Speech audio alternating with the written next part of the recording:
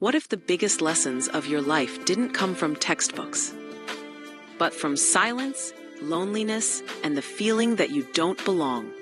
We often believe that school teaches us subjects, but sometimes it teaches us something far more powerful: who we are when no one is watching, and who we become when we feel invisible.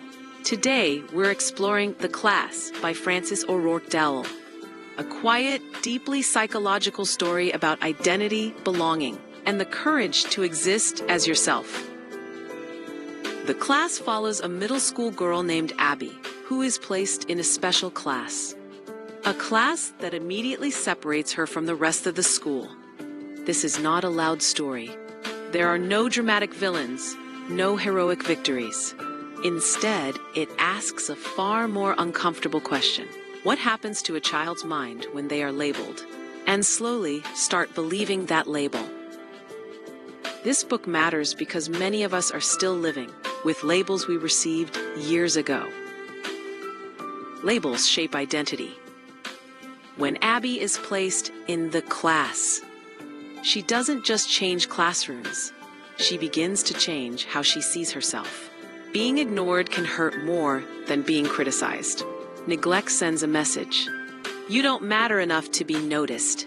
Comparison doesn't motivate, it shrinks self-worth. People don't fail because they lack ability. They fail because they measure themselves against standards never meant for them. Small kindnesses matter. A teacher noticing, a peer listening. Healing often begins simply by being seen.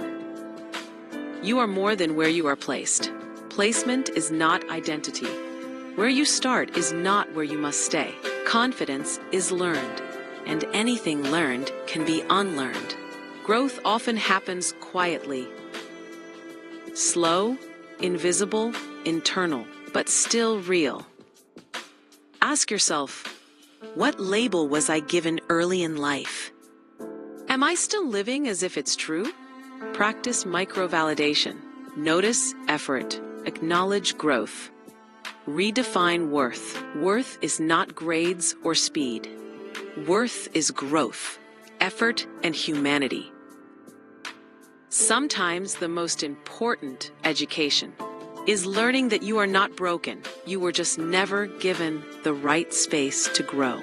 If you've ever felt invisible, underestimated, or misplaced, this story speaks your language.